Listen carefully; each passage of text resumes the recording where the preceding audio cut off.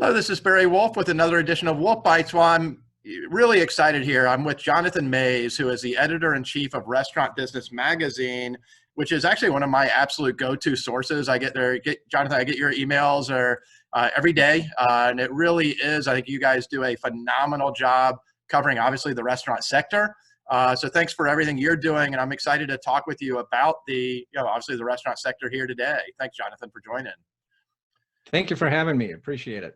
Absolutely. So, Jonathan, obviously, being editor-in-chief of a publication focused on the restaurant sector, you're as immersed in it on a daily basis as anybody. So you're talking with a lot of operators across the country. I imagine mom and pops, certainly chains.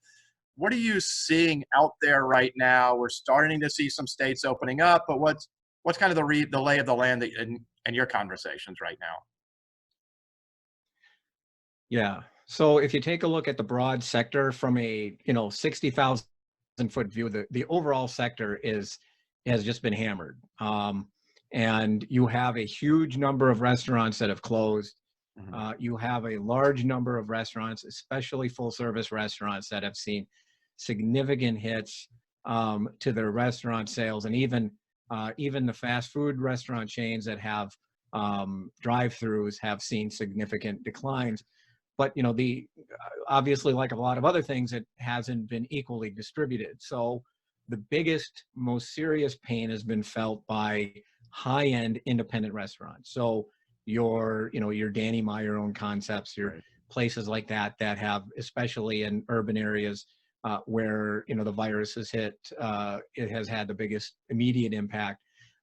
You've seen a real serious rate of closures in that group.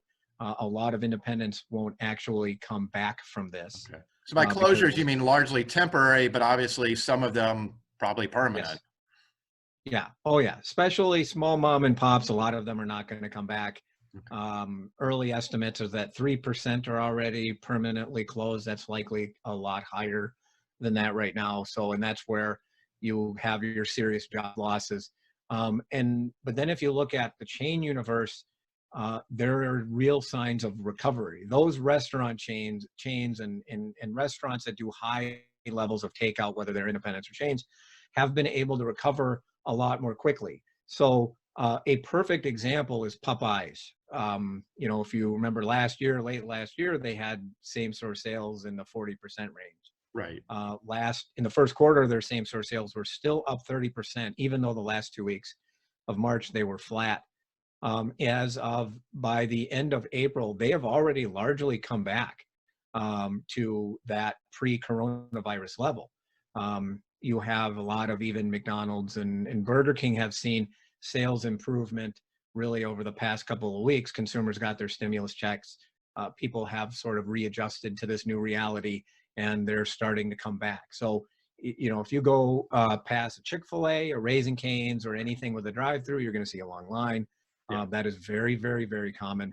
And you've seen a lot of small chains and independents get really creative in terms of how they're adapting to this. So, I mean, some chains are doing a lot better than others, and chains in general are doing better than independents. Right. And it seems like, Popeyes, if there's a Popeyes Hall of Fame of products, that chicken sandwich has got to be at the top of the list. It's really, if a one item could ever not save a chain, because they were going to make it through this either way, but it's amazing what that chicken sandwich has done for Popeyes in reality. Oh yeah, it is completely changed the makeup of the customer base. It has opened up new potential markets. It has been very much. So we were talking about the Popeyes, so all the chains you mentioned, the Popeyes, Chick-fil-A, Raising Cane's, what they obviously have in common is they're all QSR chains. And frankly, we go back to the last recession, that period, QSRs and to go with the value menu. Those were the guys that really excelled and, kind of coasted through to a degree. What about the casual dining chains? What are you seeing there kind of taking that next level up? Right. So any casual dining chain that did a very good job in generating takeout and delivery sales. So Chili's has actually done relatively well. Outback Steakhouse has done quite well. Applebee's to a certain extent. So any of those chains that did a really good job on takeout and delivery, one of the really interesting exceptions was Texas Roadhouse, which going into this didn't really, almost was resistant, and they hated delivery. They still do hate delivery.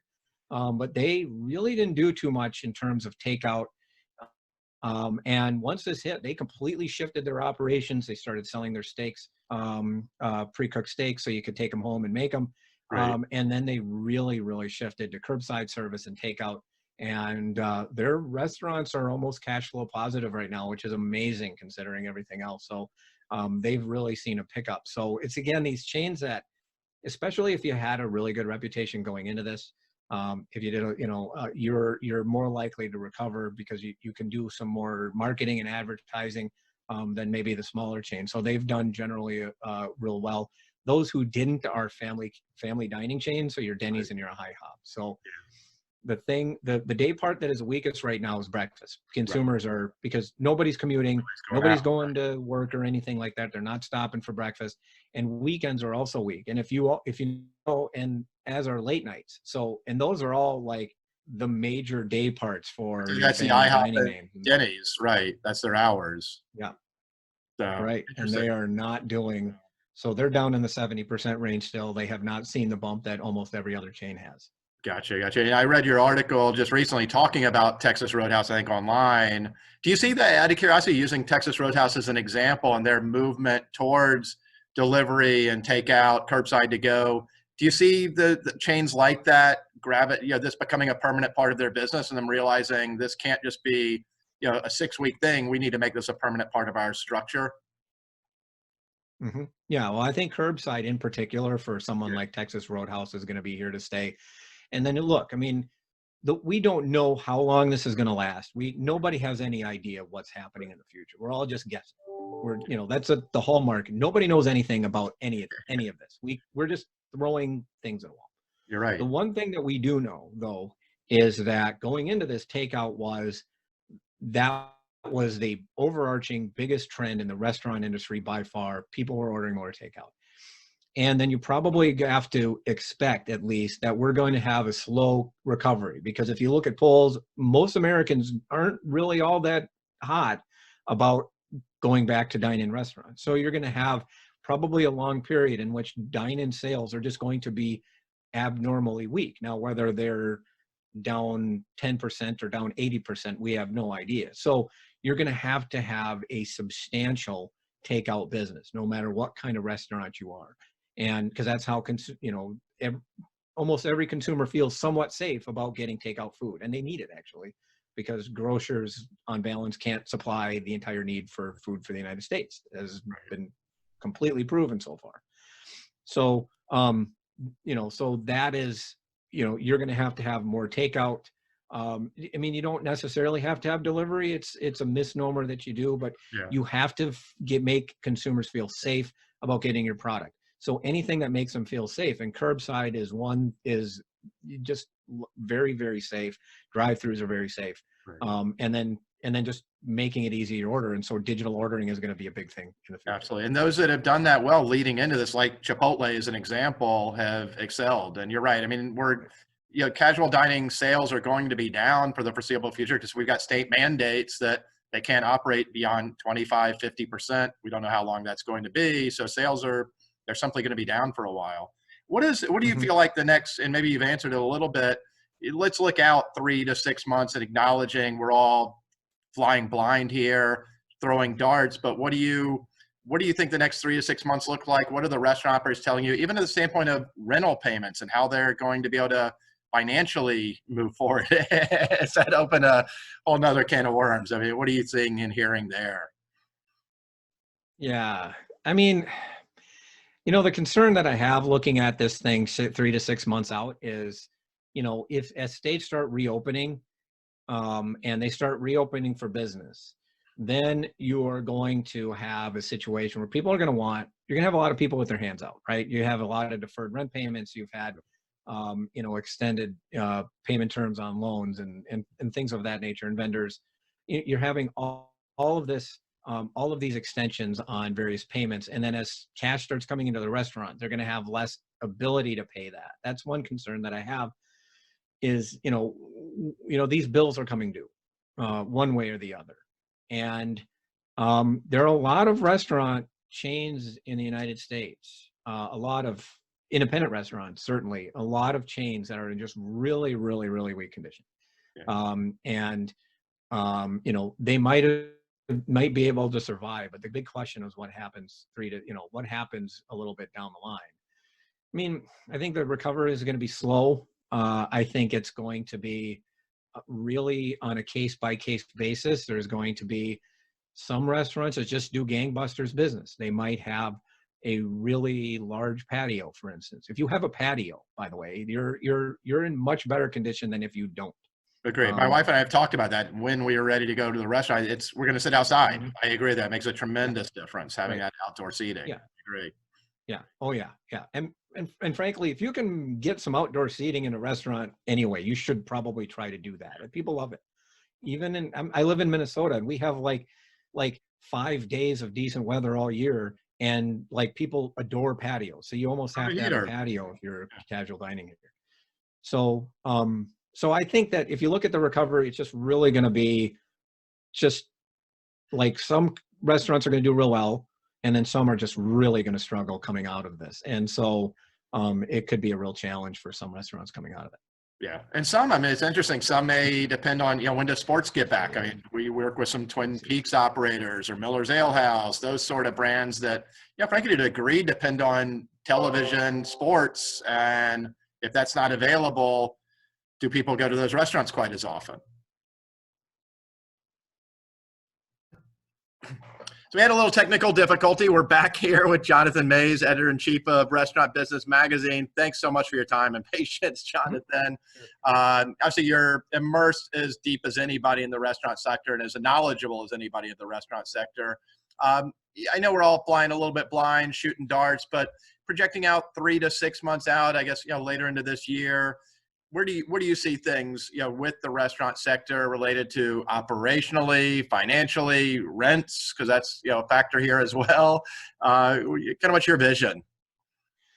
Right. So my biggest concern 3 to 6 months out is as states start opening up their economies more, as they start letting dine-in restaurants come in, start letting dine-in restaurants reopen, everybody's going to have their hands out, right? So you've had all these deferrals on rent. You've had a lot of delays in loan payments and things like that. And eventually, people are going to, once restaurants can start getting dine-in sales, you're going to have a lot of people with their hands out and a lot of rent coming due. And I don't think that you're really going to have some of the. I don't think that you're really going to have some of the the big massive return to dine-in sales that I think some people think.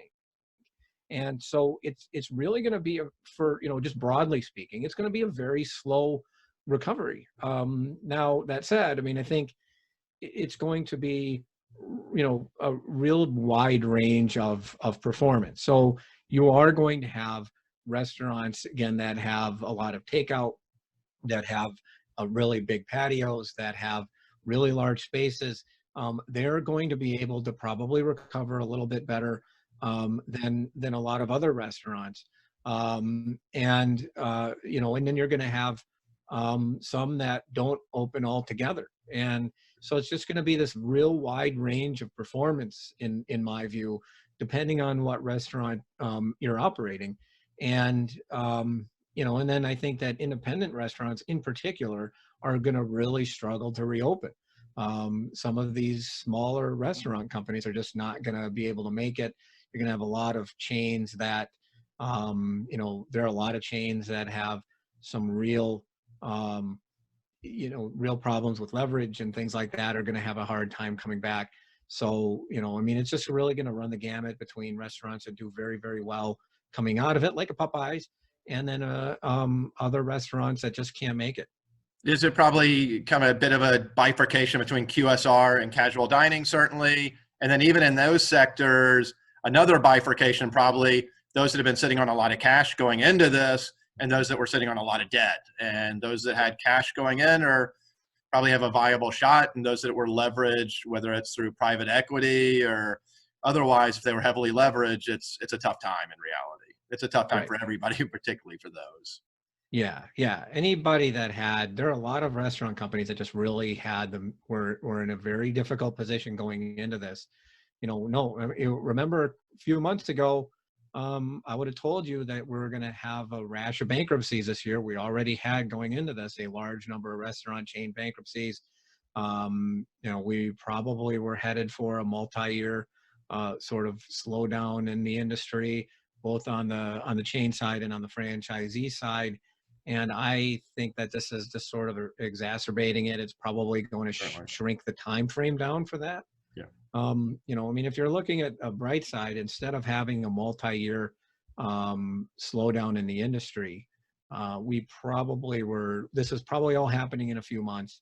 And then the industry can get back to sort of a recovery mode and a rebuild mode more quickly than it would have otherwise. But I think we're headed for a pretty fair, sizable shakeout in the industry right now. Right. No, and I think that is a bit of a silver lining, if that's the right way to put it, that instead of this taking several years, it is probably a 60, 90-day, really brutal process, but it's kind of ripped the Band-Aid off, as they say, and we're going to get to those that are survivors here pretty quickly.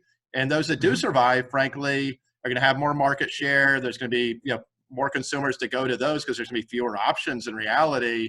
So that is, a bit of a silver lining. You're right. For those that do survive, they'll get to the other end of the rainbow quicker. So, well, I don't want to keep you any longer. I really appreciate your insights. You're, again, as knowledgeable as anybody out there in the restaurant sector.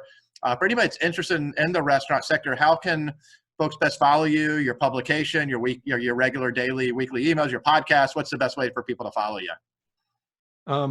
First, you could follow me on Twitter at Jonathan Mays. You can also, our website is restaurantbusinessonline.com. We have, if you find our newsletters, we have several daily newsletters. One that I author specifically that comes out every week called The Bottom Line, and another one that comes out every afternoon just on that day's news. That the staff puts out, and we're putting out a ton of content right now. I can tell you, it's been as busy as a period as I've ever even imagined. Yeah. Now, if you are interested in the restaurant sector, I really do recommend your daily emails are fantastic. The 5-part series you guys recently ran. I recommend subscribing to Restaurant Business Magazine, the daily and certainly weekly emails for Jonathan directly, and your podcast as well. You didn't even mention that one. So, yeah. So thanks so much for your time, Jonathan. Great spending some time with you. Thank you, sir. Be well.